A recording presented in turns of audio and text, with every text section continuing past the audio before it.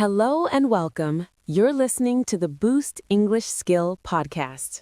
Your daily English boost. It is so nice to have you here with us. I'm Luna. And I'm John. You know, I think this is a topic we could all use a little chat about today. I think you're absolutely right. Welcome, everyone. We're really glad you've joined us for this conversation. Today, we're talking about something that touches all of our lives. We're looking at dealing with stress in simple ways. Yes, not complicated methods, but small, gentle things we can do when life feels a bit too heavy. We've marked this episode for English level B1.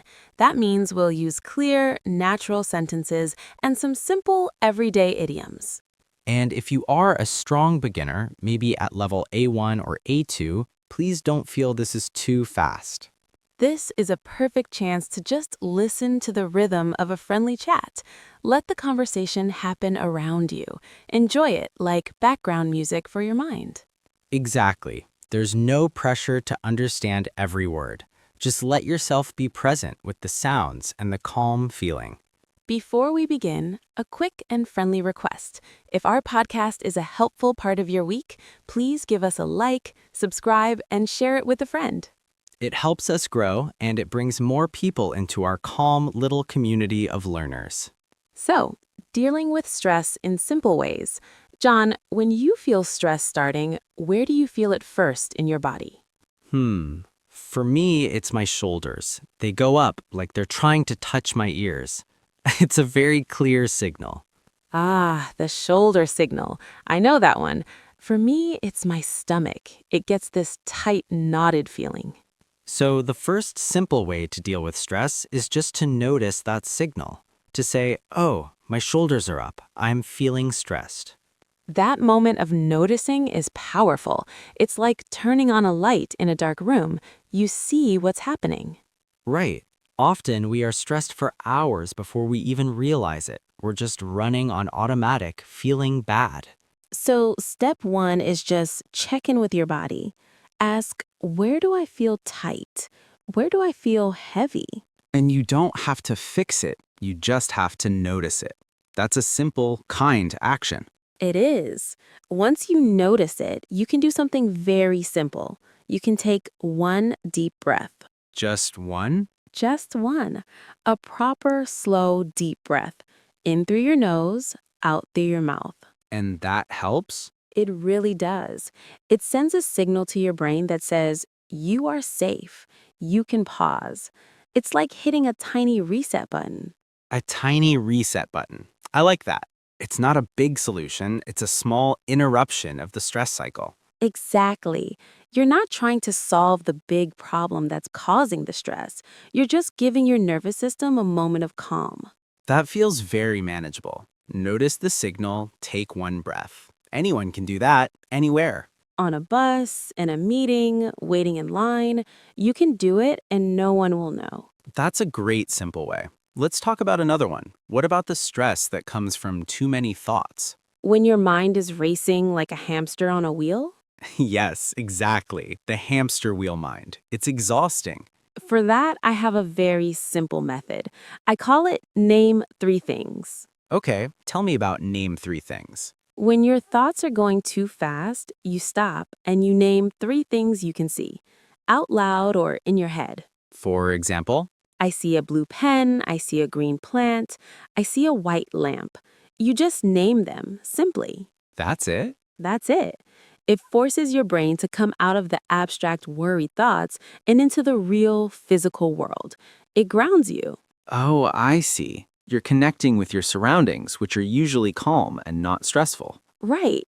The lamp is not worried, the plant is not anxious. By naming them, you borrow a little of their calmness. That is a beautifully simple trick, and you can do it anywhere, too. You can. Name 3 things you can hear. I hear a bird, I hear a car, I hear my own breathing. It's like a mini meditation that takes 10 seconds. I love that. Me too. It's one of my favorite tools. I'm curious, for our listeners, what is your first signal of stress? Is it in your shoulders, your stomach, or somewhere else? You can tell us in the comments if you like. Sometimes sharing these things makes them feel less scary. We read every comment, and it helps us understand what you're going through. Okay, another source of stress. Feeling overwhelmed when you have too much to do. That's a big one. The to-do list that feels like a mountain. What's a simple way to deal with that feeling? I take one piece of paper and I write down everything in my mind, every single task, big or small. You get it out of your head and onto the paper. Yes, just the act of writing it down makes the mountain feel smaller. It's outside of me now, not inside my head. Then what? Then I look at the list and I circle just one thing, the smallest, easiest thing. Not the most important thing? No, the easiest. Maybe it's send one email or wash one dish, something that will take 2 minutes. And you do that one thing? I do that one thing, and I allow myself to feel the success of completing it. I cross it off the list. That breaks the feeling of being frozen. It creates movement, even tiny movement. Exactly. Momentum is a powerful antidote to stress. One small action can create a little bit of momentum. So the simple way is write it down, pick the tiniest task, do it, celebrate. Yes, it turns a huge, scary feeling into a series of small, manageable steps. I do something similar, but with time. I use a timer. Tell me about the timer method. When I feel overwhelmed by a big task, I set a timer for just 10 minutes. I tell myself, I will work on this for only 10 minutes. Then I can stop. That makes it feel less like a prison sentence. It really does. It gives me permission to stop. And often, when the timer rings, I've started and I want to continue for a few more minutes. But the key is you can stop. There's no pressure to finish the whole thing. Right. The goal is not to finish the task. The goal is just to spend 10 minutes with it. That's a simple, easy goal. These are all methods that work with our psychology, not against it. They're kind. They are. And just listening to us talk about this is a form of stress relief. You're giving yourself a peaceful break. That's so true. And you're practicing your English listening at the same time in a very relaxed way. This is the kind of practical, everyday English that's useful for talking about your life and feelings. It really is. Let's talk about stress that comes from other people, social stress. Oh, that's a good one. When a conversation feels difficult or you're in a crowded place. A simple way I use is the excuse me method. Excuse me? Yes, if I'm feeling overwhelmed in a social situation, I give myself permission to say, excuse me, and leave for a few minutes. You go to the bathroom or you step outside for some air. Exactly. I take 5 minutes alone, I breathe, I name 3 things I see, I come back feeling calmer. And usually no one even notices you are gone. Or if they do, they don't mind. Right. We often think we must stay in the stressful situation, but we don't. We can take a short break. It's a simple act of self-care. That's a great permission to give yourself, the permission to step away. It is. Another simple way is to hold a cold drink in your hand. A cold drink? How does that help? The temperature is a strong sensation. It pulls your focus away from the anxious thoughts and into the feeling in your hand. So it's another grounding technique, like naming 3 things. Yes, feel the cold glass. Notice the condensation. It's a small anchor in the present moment. I never thought of that. That's very simple. You just need a glass of water. Exactly. Simple and accessible. Let's talk about the stress of uncertainty, when you don't know what will happen. That might be the hardest stress because you can't solve a problem that hasn't happened yet. So what's a simple way to deal with that?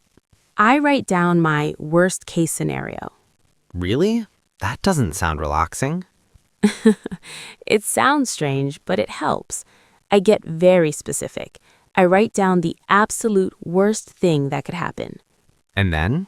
And then I write down next to it, and if that happens, I will be okay.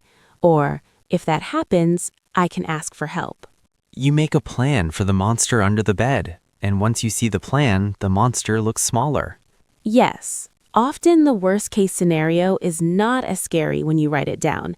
It loses its fuzzy, frightening power. And writing it down uses a different part of your brain. It's logical, not emotional. Right. It's a simple way to move the fear from your heart to the paper, where you can look at it calmly. That's a powerful tool. Now, what about stress that comes from noise, from a busy, loud environment? For that, I use headphones, even if I'm not listening to anything. Just wearing them. Just wearing them. They create a little bubble of quiet. They signal to my brain, I am protecting myself from the noise. That's a brilliant, simple hack. It's a physical boundary. It is. If I can, I might listen to calm music or nature sounds, but sometimes just the silence of the headphones is enough. I'll remember that. Okay, another common one, stress from tiredness, when you're just too tired to think. The simplest way for that is to rest, but we often fight it. We do. We think, I can't rest, I have too much to do. So the simple action is to set a timer for 15 minutes. Lie down, close your eyes. Don't sleep, just rest. And give yourself full permission to do nothing for those 15 minutes. Yes, it's a micro nap for your nervous system. It's amazing how much it can help. These are all so simple. They don't cost money, they don't take a lot of time. That's the point. Stress relief should be accessible, not another thing on your to-do list that's hard to do. Let's talk about a stress that's specific to our listeners, the stress of learning English. Yes, the fear of making mistakes, of not understanding, of sounding silly. What's a simple way to deal with that language learning stress? I think it's to lower the goal for the moment. Change, I must speak perfectly, to I will try to say one sentence. Or even, I will listen and try to understand just the main topic. Right. Make the goal so small that it cannot fail. That removes the pressure immediately. And in that relaxed state, you often learn better. Your brain is open, not scared. Exactly. So a simple way is to give yourself a tiny, easy English task. Today, I will learn one new word. That's it. That feels so much better than I must study for 1 hour. It does. It turns English from a source of stress into a source of a small, daily victory. I love that. We'd love to hear from you about this. What causes you stress in your English learning? And what's one tiny thing you could do to make it feel lighter? Share with us in the comments if you feel comfortable. Your experience helps all of us learn together. Let's talk about preventative simple ways, things we can do regularly to stop stress from building up. Good idea. What's one simple preventative habit? A daily walk, even a 10-minute walk around the block. No phone, just walking and looking around. Movement and fresh air. It's a classic for a reason. It works. It really does. Another one is the gratitude moment. Before you sleep, think of one small thing you are thankful for from that day. Not a big thing, a small thing. I am thankful for the nice coffee I had. Or I am thankful for the smile from a stranger. This trains your brain to look for good moments. It builds a buffer against stress. That's a beautiful habit, simple and powerful. What about you, John? What's a simple preventative habit you use? I have a shutdown time every evening. At 8 p.m., I stop looking at work emails, I stop reading news, I just read a book or talk to my family. You create a digital boundary. That's a huge source of stress for many people. It is. The constant information is exhausting. My simple rule creates a space for calm every single day.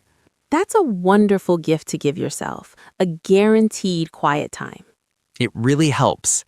Now, what about stress that comes from physical clutter, a messy room or desk? The simple way is the 5-minute tidy. Set a timer for 5 minutes and clean one small area. Don't try to clean the whole house, just one shelf or one corner of your desk. Yes, a little bit of outer order can create a lot of inner calm, and 5 minutes feels doable. These are all like little tools in a toolbox. You don't need to use them all. You just pick one that feels right for the moment. That's exactly it. It's a toolbox, not a rule book. So if you're feeling stressed right now, maybe just pick one idea from today. Try the one deep breath, or name 3 things you see. That's a great invitation, just one thing. This conversation itself, is a chance to practice calm, focused listening. It is. You're practicing English and practicing stress relief at the same time. That's a very efficient use of your time. 2 for 1. We like that. I think we are coming toward the end of our main conversation, but this topic has so many simple corners to explore. It does. One more I want to mention is the hand-on-heart method. The hand on heart. Tell me. When you feel anxious or stressed, put your hand gently on your own chest, over your heart. Feel your heartbeat. Breathe slowly. What does that do? It's a gestured comfort. It's what you might do for a crying child. You're giving that comfort to yourself. It triggers a calming response. That is beautifully simple. A physical gesture of self-kindness. Yes, it says, I am here for you. It's okay. We all need to hear that, especially from ourselves. That might be the simplest tool of all, and you always have your hand with you. You do. It's the most portable stress relief tool there is. So we have a full toolbox now. The breath, naming things, the tiny task, the timer, the cold drink, writing fears down, headphones, rest, tiny English goals, walks, gratitude, digital boundaries, 5-minute tidies, and a hand on the heart. That's a good list. And remember, the goal is not to be a stress-free person. That's impossible. Right. The goal is to have a simple way to come back to calm when you notice you've stepped away from it. To be your own best friend in a moment of need. That's the real skill. If this conversation has given you one useful idea, we'd be so grateful if you could help us share it. Please give us a like. Subscribe to the Boost English Skill podcast and share it with someone who might need a little calm today. Your support lets us keep making these gentle, helpful conversations. We would love to hear which simple idea you might try first, or maybe you have your own simple method for stress. Share it with us in the comments. We learn so much from your wisdom and experiences. From both of us, thank you for your time and your attention. Dealing with stress is part of being human, and you are doing a great job. Be kind to yourself. Use one simple tool, and remember you are not alone in this feeling. We are cheering for you, always. Take good care of yourself. We'll be back soon with another cozy conversation. Until then, breathe deeply and go gently. Goodbye, everyone. Bye for now.